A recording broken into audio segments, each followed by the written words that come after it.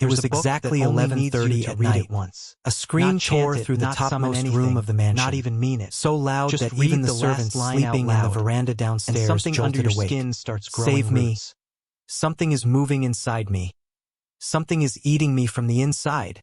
It was Advait's voice, the only son of the house, 27 years old, married just 2 months ago. The moment his mother and his new bride, Mira, rushed into the room, what they saw made both of them scream too. Advait's whole body was convulsing.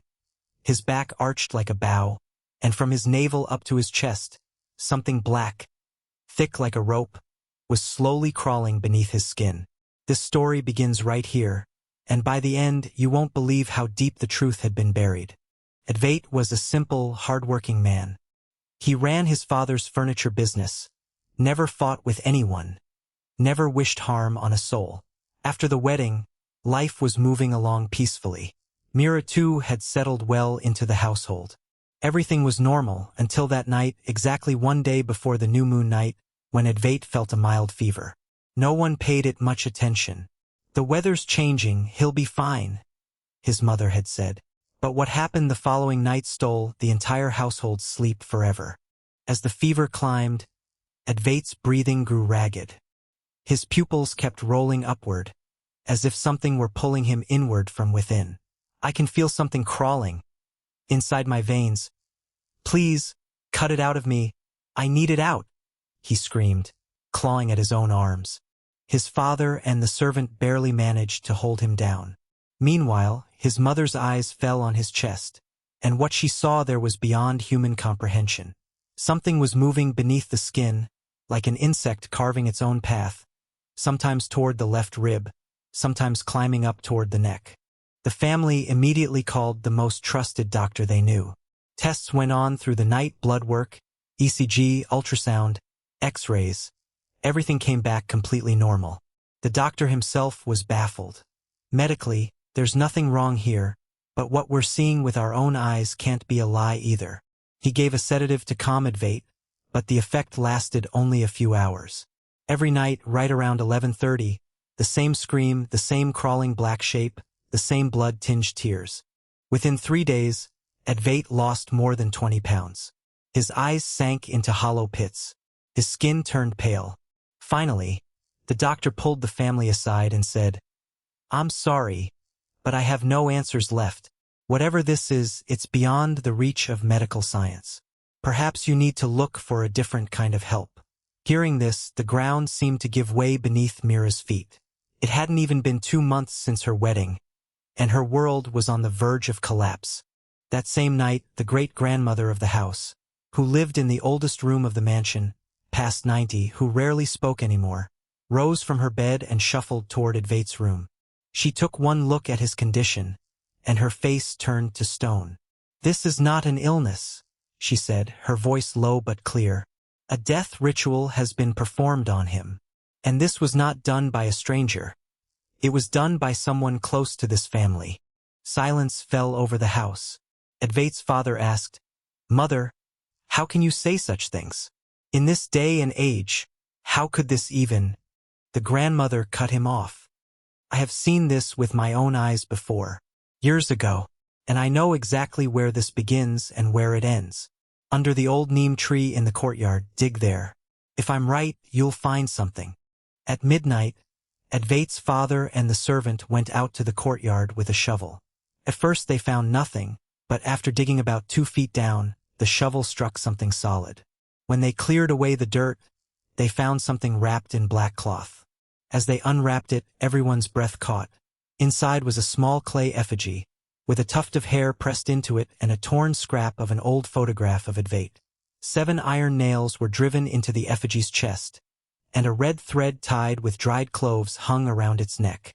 "This is it," the grandmother said the moment she saw the effigy, her voice trembling. "Not from fear, but from the pain of an old memory. Now we must move fast. Every hour matters."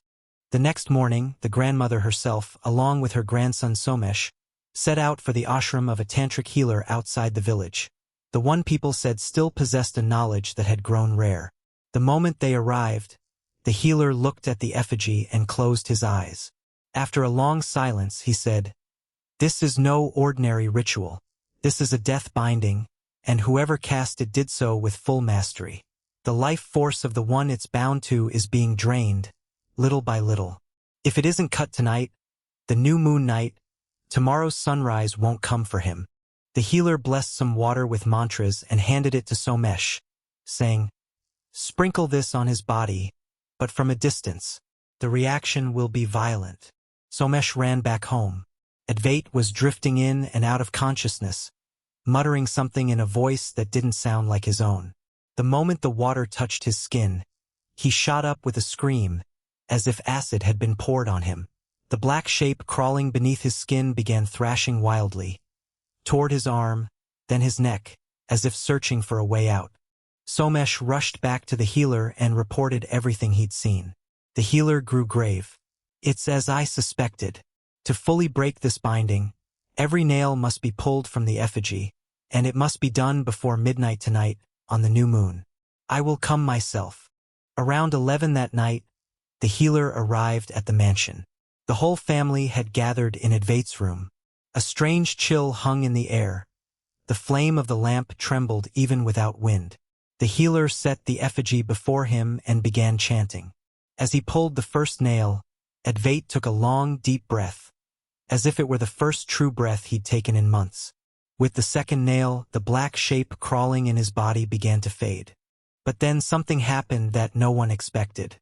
As the healer pulled the fifth nail, the windows of the room flew open on their own. Every flame in the room snuffed out at once, and the grandmother suddenly froze in place, as though something had seized hold of her. Tears streamed down her face, but the words that came from her mouth were in a voice that wasn't her own. "You took my son's life. Today I will take your son's life." The room fell into stunned silence. Mira turned to her father-in-law in fear. Whose voice is that?" Without pausing, the healer pulled the sixth nail and said calmly, "Not yet. Let this finish first, then the truth will come out." As the seventh and final nail was removed, the effigy suddenly caught fire, with no lamp or match anywhere near it. Within moments it burned to ash, and at that same instant, a great weight seemed to lift from Advait's body.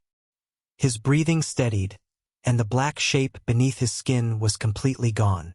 The grandmother, too, came back to herself, but her face was sunk in some deep old shock. By morning, once everything had settled, the grandmother finally opened the secret she had kept buried for decades. "This story is 40 years old," she began, holding her teacup with trembling hands. "There was a family in our village, the Sharmas. Their only son, Vinay, was my husband's closest friend. The two families had lived side by side for generations. But bitterness crept in over a piece of land. It grew so ugly that Vinay's father, out of rage and a thirst for revenge, had a death ritual performed on our eldest son, your grandfather's older brother." The grandmother's eyes filled with tears. "At the time, we went to a healer in the next village, but we couldn't fully break the binding. Our son passed away right before our eyes. He was only 18. The room went silent. Advait's mother asked in a trembling voice, "But mother, what does this have to do with Advait?" Vinay's wife, whom everyone had long forgotten, passed away just last year. Before she died, she handed her daughter-in-law a duty to take revenge on our family. She believed we were responsible for our son's death, when the truth was we had never raised a hand against anyone. We had only tried to save our own child. But pain and hatred often outgrow the truth. Vinay's daughter-in-law waited for years, watched for the right moment, and when Advait got married, new energy, a new household. That's when she began this ritual." Hearing this, Mira suddenly remembered something. "Mother, do you remember, after the wedding an elderly woman came to meet us, said she'd come to give her blessing because of an old family connection? She placed her hand on Advait's head." Everyone's eyes widened. That was the exact moment it had all begun. No one had ever suspected that a simple blessing was, in truth, the start of a curse. The healer broke the stunned silence in the room. "This happens more often than you'd think. The deepest wound always comes from the one you least suspect. But this binding is finished now. Whoever cast it will have to face its reflection themselves. That's the way of things. I don't need to do anything more. The grandmother nodded slowly, but there was no glint of vengeance in her eyes, only a deep exhaustion. I hold nothing against her, she said. She carried the pain of losing her son. I carried it too. I only want this cycle to end here. A few weeks later, word came that Vinay's daughter-in-law had passed away suddenly. On the very night the effigy had been burned. No one could pin down a cause. Doctors called it a heart attack, but her family said that on her last night, she kept screaming that someone was strangling her, that something was burning her from within. Hearing this, the mansion fell silent once more. No one said it out loud, but the same question hung in everyone's mind. Was this really just a coincidence? Months passed. Advait recovered completely, went back to work, laughed and talked as though nothing had happened. But one change was unmistakable in the house. No one took a stranger's blessing or gift lightly anymore. The grandmother built a small shrine in her room, where she lit a lamp every morning and evening, not only for the son she had lost, but for the unknown woman whose pain had driven her to such an extreme. Mira often found herself wondering, can hatred really live that long? 40 years, 2 generations, and still an old wound so raw it would target an innocent life? Does taking revenge really ease the pain, or does it only birth a new pain, inherited by the next generation? Today, when Advait and Mira sit in the courtyard of that same mansion with their little son, soaking in the sun beneath the neem tree, the very spot where that effigy was once found buried, the grandmother often reminds them of one thing. No relationship, no feud, is ever big enough to justify taking an innocent life. But the human mind, when it's full of pain, often forgets that. This story isn't just about a tantric ritual. It's about the unseen weight we inherit from our ancestors' mistakes and their unfinished battles, without ever knowing how deep those roots run. It's about the silence that stays buried inside a household for generations, until one night forces it out into the open. So the next time a stranger comes to you with warm words and an unexpected blessing, or something in a corner of your home suddenly feels off, take a moment and ask yourself, is it really as innocent as it looks? What do you think? Do old wounds ever truly heal, or do they just wait quietly for the next generation?